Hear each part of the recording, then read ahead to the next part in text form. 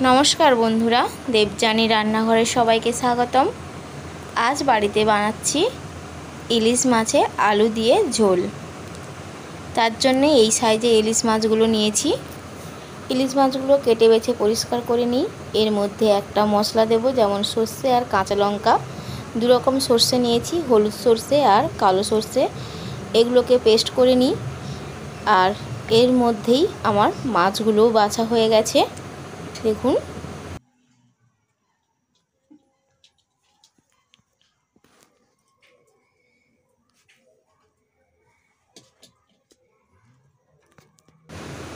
মাছের পিসগুলো এরকম বড় বড় করে রেখেছে।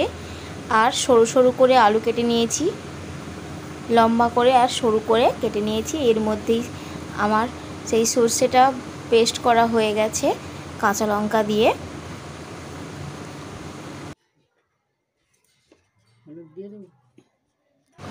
মাছের পিসগুলোকে নুন হলুদ দিয়ে ভালো করে মেখে নেব। আর এদিকে কড়াইয়ের মধ্যে অল্প সরিষার তেল দিয়েছি, কারণ ইলিশ মাছ থেকে তেল বেরোবেই, এই জন্যে। এবার সব কটা মাছ এক একে তুলে দিচ্ছি ভাজা হওয়ার জন্যে।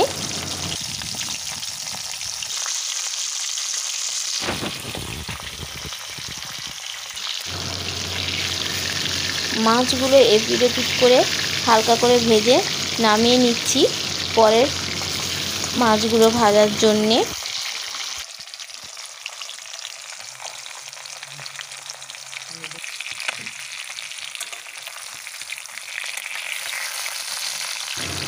দেখুন বন্ধুরা, আমি এখানে কতটা তেল দিয়েছিলাম আর কতটা তেল হয়ে গেছে।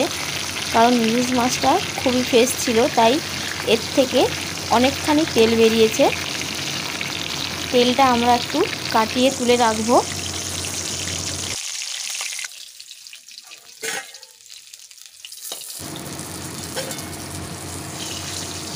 সব কটা মাছ তুলে নিচ্ছি। এবার বাকি মাছগুলো তুলে দিলাম। তুলে এরকম হালকা করে ভেজে নামিয়ে নেব।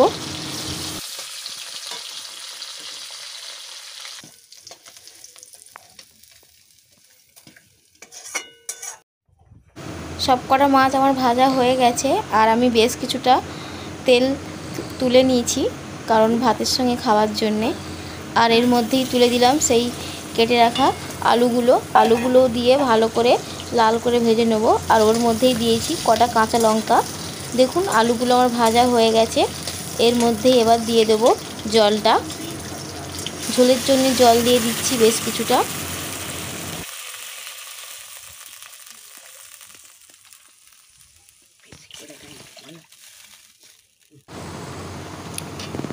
ঝোলটা একটু গরম হয়ে আসতে ওর মধ্যেই দিয়ে দিলাম পরিমাণ মতন হলুদ আর স্বাদ মতন লবণ। লবণটা দিয়ে ভালো করে ঝোলটাকে নাড়িয়ে দিয়ে দিলাম ঢাকা। বেশ কিছুক্ষণ ঢাকাটা দেওয়ার পরে ঢাকাটা খুলে নিলাম। দেখুন, আলুটা প্রায় সেদ্ধ হয়ে গেছে।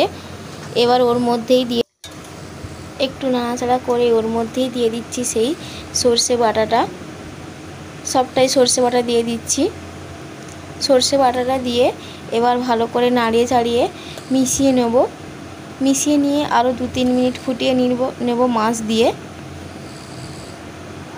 সর্ষেটা ভালোভাবে হয়ে গেলে এবার মধ্যে মাছগুলো দিয়ে দিচ্ছি। মাছগুলো দিয়ে 2-3 মিনিট ফুটিয়ে নামিয়ে নিলেই তৈরি হয়ে যাবে ইলিশ মাছের আলু দিয়ে ঝোল। খেতে খুব সুন্দর হয় আর একদম হালকা পাতলা। এরমভাবে খেলে ইলিশ মাছের প্রপার স্বাদটা পাওয়া যায়। আপনারা বাড়িতে অবশ্যই ট্রাই করবেন।